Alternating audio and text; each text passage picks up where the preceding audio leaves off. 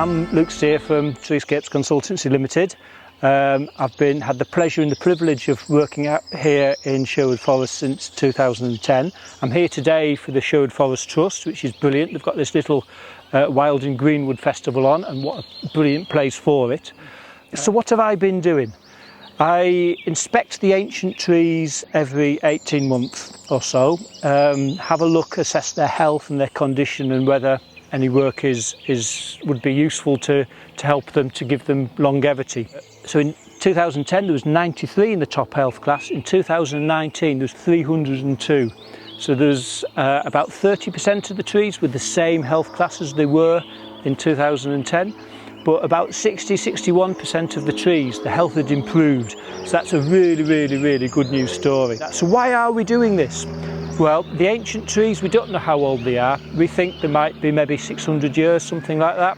And they've got fantastic habitat in them, just about every single one. Really special habitat. And we know it's really special because there's 4 species of darkling beetles that live in the wood mould that are not found anywhere else. And the next oldest trees we think are maybe date back to the 1820s. So there's this massive gap. And the 1820s oaks are not providing the same habitat.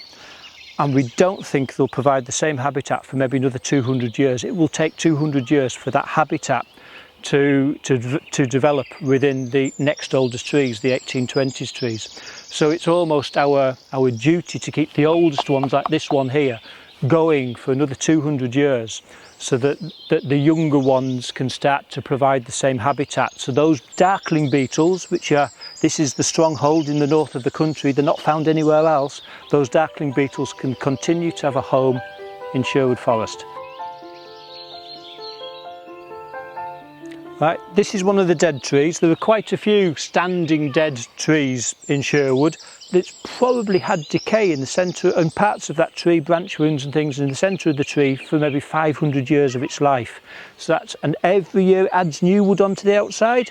Then some of that new wood is the decaying wood of the future, and that's a sustainable habitat for these insects that live in the decaying wood, the mini beasties as the children refer to them. It's absolutely fantastic, a wonderful resource. Right, this is a tree that I looked at first in 2010, but I've looked at it periodically since, and there was this crack going all the way up it. And we were a bit concerned, but we thought, well, it's lost a big chunk of wood at one stage.